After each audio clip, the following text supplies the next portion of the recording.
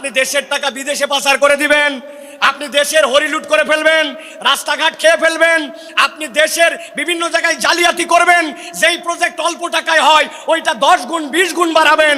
এরপরে শেষ বয়সে এসে আল্লাহর কাছে তওবা করবেন, মাপ পাওয়ার কোনো সুযোগ নাই। মনে করছেন দেশের থেকে হয়তো বেরিয়ে গেছি, পালায়ে গেছি আর মাপ পেয়ে গেছি, এত সোজা নয়। আমি আপনাদের কাছে জিজ্ঞাসা করতে চাই, আমেরিকা কি আল্লাহর দুনিয়ার ভিতরে না বাহিরে? কথা বললেন না। আমেরিকা আল্লাহর দুনিয়ার ভিতরে না বাহিরে? কানাডা কি আল্লাহর দুনিয়ার ভেতরে না বাহিরে? ফ্রান্স কি আল্লাহর দুনিয়ার ভেতরে না বাহিরে? আমাদের পাশের দেশটা কি আল্লাহর দুনিয়ার ভেতরে না বাহিরে? বললেন না যে আল্লাহর দুনিয়ার ভেতরে না বাহিরে? আপনি কেমনে ভাবলেন আশপাশে পালায় যে আমি চিরমুক্তি পেয়ে গেলাম?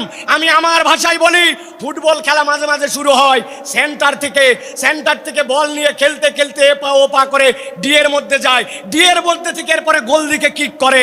আপনার কেবলমাত্র দৌড়ানি শুরু হয়েছে, এখনো বহুত দৌড়ানি বাকি আছে। আল্লাহর ধরা সবচেয়ে বড় ধরা। আল্লাহ ধরে না কিন্তু ধরলে আল্লাহ ছাড়ে না, ঠিক কিনা?